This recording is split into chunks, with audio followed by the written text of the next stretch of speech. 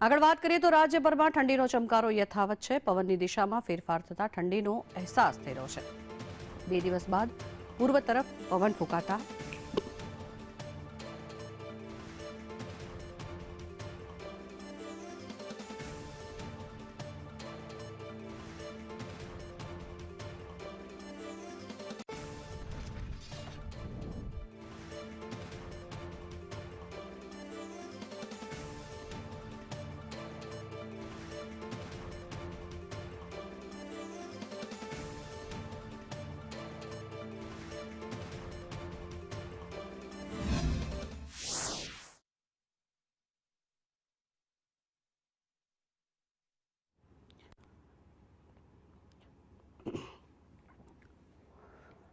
તો 2 દિવસ બાદ ઠંડીમાં ઘટાડો થવાની શક્યતાઓ જોવામાં આવી રહી છે, ત્યારે ઠંડીનો ચમકારો યથાવત છે।